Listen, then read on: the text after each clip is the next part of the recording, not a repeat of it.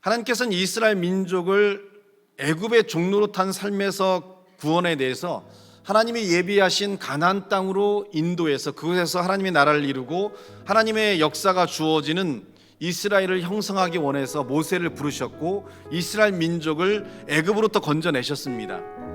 그리고 얼마의 시간이 지나지 않아서 2주 만에 약 14일 만에 여리고 앞에 그들이 서게 됩니다.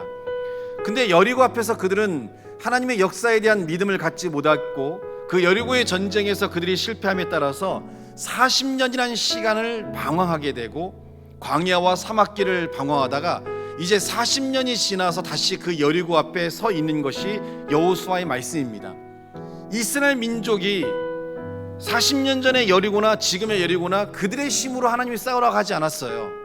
내가 너와 함께함으로 이 여리고를 무너뜨린다라고 얘기했기 때문에 이스라엘 민족은 믿으면 되는 거예요.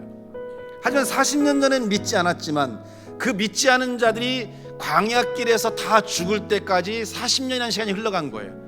다시 태어난 자들이 청년과 장년이 됐을 때 40년이 지난 다음에 이곳에 섰을 때는 그들은 믿음이 있었고 하나님에 대한 확신을 가졌어요. 왜 믿음과 확신을 가졌을까요?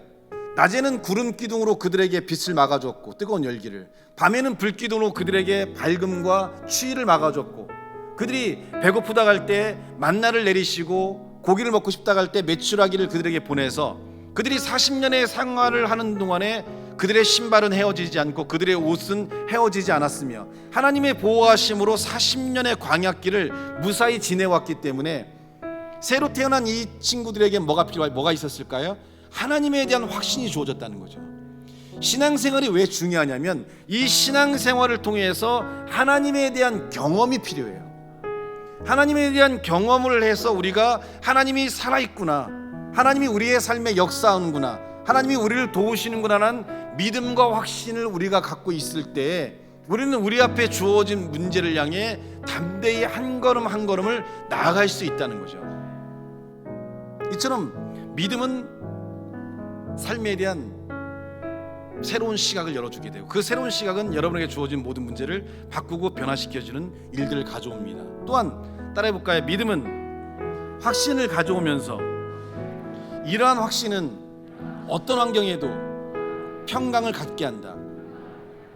이게 중요한데 환경은 여전히 힘들고 어렵더라도 마음이 평강해야 돼요. 그래야 소망이 깨지지 않기 때문에 버틸 수 있는 힘을 갖거든요. 그 삶이 결국은 미래를 바꾸고 그 삶이 새로운 변화를 만들어낼 수 있다는 겁니다. 가정이 위기가 있을 수 있고 여러분의 삶이 위기가 있을 수 있고 많은 인간관계 속에서 여러분이 좌절과 낭망이 있을 수 있지만 그때 여러분에게 필요한 건 믿음입니다.